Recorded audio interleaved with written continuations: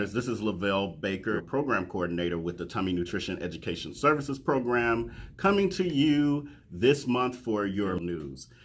It may look like I'm alone this month, but actually, I'm going to be cutting away soon to Paige Meropoulos and Cherie Conway, who will be taking the lead on this month's video news. So I'm very excited to share them with you and let them update you on a few things. But before I do that, just wanted to that as we move into our further newsletter topics and subject matter, and what I'm asking is that we receive the feedback from you of what you would like to see in future newsletters and video news. In your June 2019 newsletter, you will actually see an article on childhood eating disorders. That topic came to us via a request from one of our tummy providers.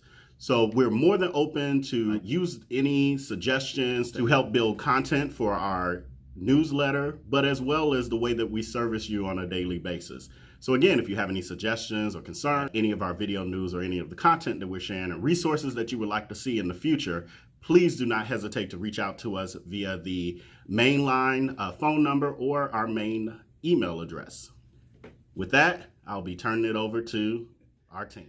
Hi, Tummy Providers. This is Paige Meropoulos, your Administrative Support Specialist. Joining me today is Cherie Conway, your Nutrition Education Specialist. Thank you for joining me, Cherie. Hi, Tummy Providers. Hi, Paige. Hi. Please contact the Tummy Hotline when you will be away from your home or anytime there are no children present. That way, the monitors will not come out at that time. You'll be covered, and we can save a lot of time from driving out to your daycare.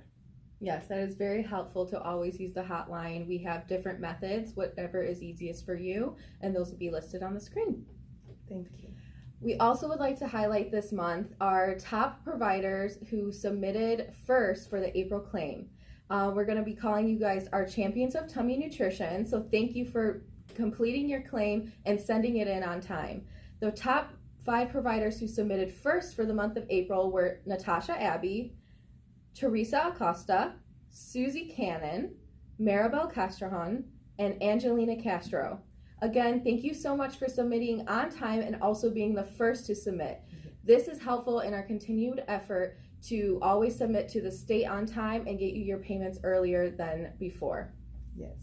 I would also like to add, for the meal times that you are not using, some providers, as you can see, there are meal times that are listed on your mealtime list, but you aren't using it. You will have some providers who have not served within 3 months' time. You can actually remove that mealtime. That will keep us as monitors and the state from coming out to review that meal. In the event you start to use it in the future and serve at that time, we can add it back to your schedule. Yes, the way to do that is to submit a handwritten letter or an email stating which meal times you would like to be removed from your schedule. This can also be completed during your visit with your monitor if you need assistance, and they will make sure that the office gets that letter from you. Another update we'd like to add is making sure you're always staying on top of marking out your school-age children when they are not in school. So these are days out of school like President's Day, any type of school out day where there's a teacher's conference, and also for summer schedules. Our systems do not automatically recognize when school is out during the summer. That is on your responsibility to make sure you're adding those to KidCare, those summer schedules for the children in the calendar section, or marking them out school out when you are entering the meals each day. You can also send the Tummy office a letter or an email with all of the children's names that will be out for summer with the corresponding dates that they will be out. We need to have the full names and the dates from start to finish to be able to do that from our office.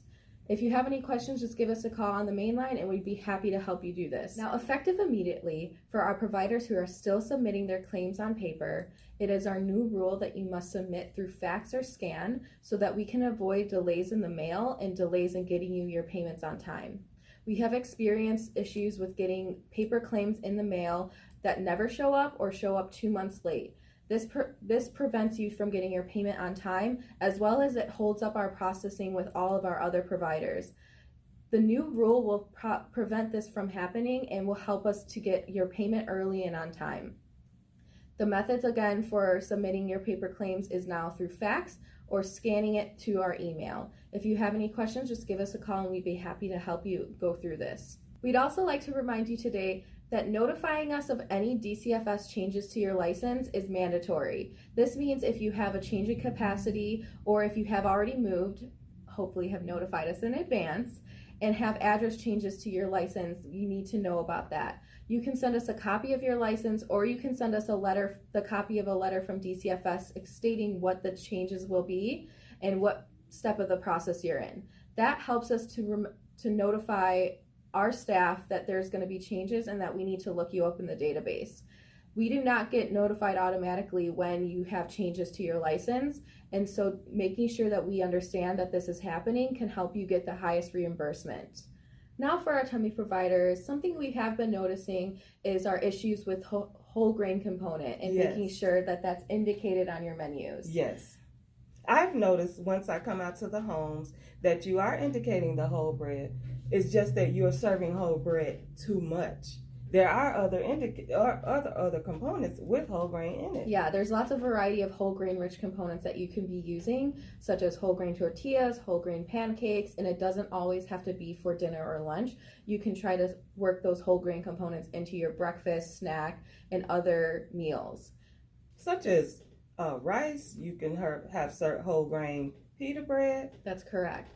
So what happens when you're only serving whole grain bread for every whole grain rich component is you will start to be disallowed for those meals because you're not serving a variety. Our system will not recognize that every month or every week by week having the same component because you are not serving a variety of whole grain rich components. And we want them to get the most out of their money. We don't want them to get disallowed just for serving one component too many times. That's correct.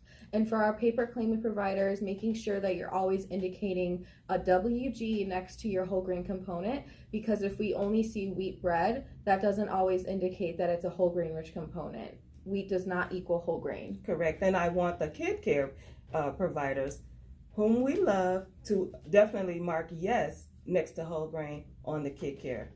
And just a reminder, you should be indicating at least one meal each day that is whole grain. Correct. Okay, tummy providers. Also, as an update for our monitors, Shameen Brown Wade as well as Jean Leva will no longer cover your areas. They're no longer monitors. Their areas will be covered by myself, Cherie, Jennifer Ramirez, and Maria Sotomayor. If you have any questions, please feel free to give the office a call at the number listed. If you have any questions about your monitor reassignments, please give Lavelle a call. He will be happy to answer any questions or talk through any reassignments with you. And now over to you, Lavelle. And before I let you go, just wanted to give you an update on our requirement for the holiday attendance form. So in the past, I have stated that you had the option to submit your holiday attendance via Kid Care or just write it on your paper menus. However, it is a requirement that for holidays that our program, the Tummy Nutrition Program, are closed, you do need to also submit a holiday attendance form. With that form, it has to have the name of each child you are claiming on that holiday that the food program is closed, and it also would need to include the parent's signature. Once the holiday has passed and you have had it signed by each family, each parent of each child that attended on that holiday, you can send that to us either via fax or via email, also through dropping it off at our office. And then we will apply it to open your calendar for you to be able to claim. If we do not receive that holiday attendance form for any holiday that the food program is closed, unfortunately, you will not be reimbursed. So please remember, send the holiday form for any holiday, note it on your Tummy 2019 calendar. Those are dates that our program is closed, and if you are serving children on those days, we need that form in order for you to receive reimbursement for any day that the program is closed. So please remember that. If you have any questions regarding that, please give us a call on the main line. We'll be more than happy to walk you through those steps or give you even more clarity if needed, which is going to be below. See you next time.